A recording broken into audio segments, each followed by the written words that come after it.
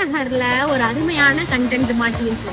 ரைட்ல பாத்தீங்கன்னா நம்ம அண்ணன் கட்டணம் இல்லா மின்சாரம், லெஃப்ட்ல பாத்தீங்கன்னா நம்ம அண்ணி ஜுவல்லரி ஷாப் விளம்பரம். என்னமா பிளானிங் பண்றீங்கடா டேய்? ஜோடியா மிஸ் ஆறீங்களா நீங்க? இப்ப பாரு, ஒரே அடியில ரெண்டு பேர் அப்படியே சுக்கு சுக்கா நொறுங்க போறீங்க. கர்நாடகாவில் மேகதாது பிரச்சனை நடந்து வந்துட்டு இருக்கக்கூடிய இந்த சூழல்ல நடிகர் விஜய் அவர்கள் நடித்த ஜனநாயகன் திரைப்படம் அங்கே ரிலீஸ் ஆயிருக்கு. அங்க எல்லாம் முதலமைச்சர் விஜய்க்கு எதிராக போஸ்டர் கிழிச்சு கன்னட அமைப்புகள்லாம் போராட்டம் பண்ணிட்டு இருக்காங்க. இங்க இருக்கக்கூடிய விஜய் ரசிகர்கள்லாம் வந்து கொதித்தெழுந்து அந்த போஸ்டரை கிழித்த கன்னட அமைப்புக்கு எதிராக அதே போல மஞ்சள் சிவப்பு கொடியை பிடித்து கொண்டு போராட்டம் பண்ணுவாங்க அப்படின்னு நீங்க எதிர்பார்த்தீங்கன்னா அது மாதிரி ஒரு முட்டாள்தனம் எதுவுமே கிடையாது.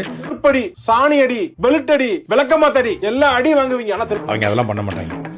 அவங்களுக்கு ரிச்சுவலா சமூக வலைதளங்கள்ல கண்ணை இந்த கண்ணுக்கு சொல்லுவாங்கல்ல, கண்ணை மறைத்த குதிரைக்கு வந்து கண்ணை மறைச்சிட்டு அது ஓடிட்டு இருக்குல்ல, அது போல அவங்களுக்கு இப்போ கொடுக்கப்பட்ட டார்கெட் என்ன அப்படின்னா நாம் நம்ம கட்சியை விமர்சனம் பண்ணணும். லகான் கட்டின குதிரை மாதிரி அப்படியே ஒரே நெருக்கட்டில் போகணும். யாராவது தமிழ்நாட்டில் விஜய் எடுத்து பேசுனாங்கன்னா பேசு, மற்றபடி இந்த மாதிரி கன்னட அமைப்பு காவிரி பிரச்சனை இதை பற்றிலாம் பேசிடாத அப்படிங்கிறத அவங்களுக்கு கொடுக்கப்பட்ட இன்ஸ்ட்ரக்ஷன். நான் ஒரு முளை கயிறு தருகிறேன், அதை வாங்கி கொண்டு போய் ஒத்த புளிய மரத்தில் தூக்கில் தொங்குங்கள், வீர மரணம் எளிதில் கிடைத்துவிடும். என் மகனே, உன் மனசு மாதிரியே காவிரியில இருந்து தண்ணி ஓடோடி வந்துட்டு இருக்கு. நீ கேட்கவே இல்லை. நீங்க கேட்காமைய ஓபன் பண்ணி விட்டாச்சு. ஜக ஜக ஜகன்னு வந்துட்டு இருக்கு, ஜக ஜக ஜகன்னு வந்துட்டு இருக்கு, ஜக ஜக ஜகன்னு வந்துட்டு இருக்கு. உன் மனசுயா, உன் நல்ல மனசுக்கு எல்லாமே நடக்கும். காவிரியை விடுறோம் தண்டவாளத்தை தலைய வச்சுட்டு கத்திக்கு வந்தான். அப்பதான் திறந்து விடல. இப்ப அணை அங்க முட்டிக்கு நிக்கிறான். அங்க ஊர்ல கர்நாடகாவுல. சரி, அதுக்கு மேல எங்களால தேக்கி வைக்க முடியாதுன்னு அவனா திறந்து விடுறான். அதுக்கு இங்க ரெண்டு பேரும் கடந்து குதிச்சு கிடக்குறான். என்னோட சீரிய முயற்சினால தண்ணி திடுத்துடுன்னு பாய்கிறான். அவனா திறந்து விட்டா குதிச்சுக்கிறேன். அதுக்கு இங்க ரெண்டு பேரும் குதிச்சு கிடக்குறான். உங்கள் விஜயினுடைய நெருங்கிய நண்பர் ஸ்ரீநாத்துக்கு வாக்களிங்கன்னு ஓட்டு கட்டாங்க. தூத்துக்குடியில அந்த ஸ்ரீநாத் கோயில்பட்டியில் மக்கள் கேட்கிறான். தூத்துக்குடியில புதிய துறைமுகம் கப்பல் கட்டும் நிறுவனத்திற்கான ஒரு இடத்தை தேர்ந்தெடுத்து அதுக்கு நிலங்களை ஆக்கிரமிக்கிறாங்க. இதை எதிர்த்து மக்கள் போராடுறாங்க. கப்பல் கட்டும் நிறுவனத்திற்கு இடம் எடுப்பதை எதிர்த்து மக்கள் போராடுறாங்க. இது குறித்து மீன்வளத்துறை அமைச்சர் திரு ஸ்ரீநாத் அவர்கள்ட்ட பத்திரிகையாளர்கள் அளிக்கிறாங்க. எங்க வச்சு? கோயில்பட்டில் வச்சு. கேள்வி கேட்டா கப்பல் கட்டும் நிறுவனத்திற்கு எதிர்ப்பு தெரிவிக்கிற மக்களை நாங்கள் வன்மையா கண்டிக்கிறோம், இல்ல மக்களுக்கு ஆதரவா நாங்க நிற்போம்.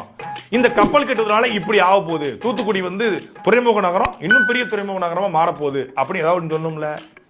அதை விட்டுட்டு அருமையான ஒரு பதில சொல்லியிருக்காப்ல. இந்த கேள்வியை நீங்க தூத்துக்குடியில கேளுங்க. அடடடடடடா, இப்படி ஒரு அமைச்சரை நான் உலகத்துல பார்த்ததே கிடையாதுங்க. இதுவரைக்கும் தமிழ்நாட்டு அரசியல இப்படி ஒரு அமைச்சர் வந்ததே கிடையாது. அப்ப தூத்துக்குடி கப்பல் கட்டக்கூடிய அந்த பிரச்சனை குறித்து தூத்துக்குடியில தான் கேட்கணும். நீட் தேர்வை பத்தி கேள்வி கேட்டா ஜந்தர் மந்தர்ல போய் கேள்வி கேட்கணும். முல்லை பெரியாரை பத்தி கேட்கணும்னா அணைக்கு மேல உட்கார்ந்துகிட்டு கேள்வி கேட்கணும். காவிரியை பத்தி கேட்கணும்னா குடகுமலைக்கு வந்து அமைச்சர் வந்தாதான் பதில் சொல்லுவாரு. எப்பேற்பட்ட அமைச்சர்? இப்போ வெள்ளம் வந்துருச்சு, சென்னையில வெள்ளம் வந்துருச்சு. இப்போ இந்த வெள்ளத்தை பத்தி கேள்வி கேட்கணும்னா வெள்ளத்துல அமைச்சர் மிதந்துகிட்டே தான் பதில் சொல்லுவாப்ல. நீங்க வெள்ளத்தை பத்தி வெள்ளத்துக்கு நின்று கேளுங்க. பள்ளிக்கரணை பத்தி கேள்விக்கணும்னா குப்பமேட்டில் ஏறி கேள்வி கேட்கணுமோ? எனக்கு புரியலையே.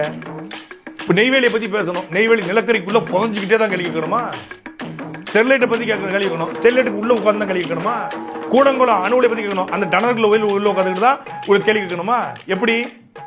எந்த மாதிரியான அமைச்சர்? இப்ப நாளைக்கு மீனவர்கள் வந்து கடலுக்குள்ள போயிருக்காங்க, சிங்கள ராணுவம் தாக்கிருச்சு, இதை பத்தி கேட்கணும்னா நீங்க கடலுக்குள்ள போகும்போது கேள்வி கேளுங்க அப்படின்னு சொல்லுவீங்களா? ஐயா ராசா எடுப்போம். ஓகே,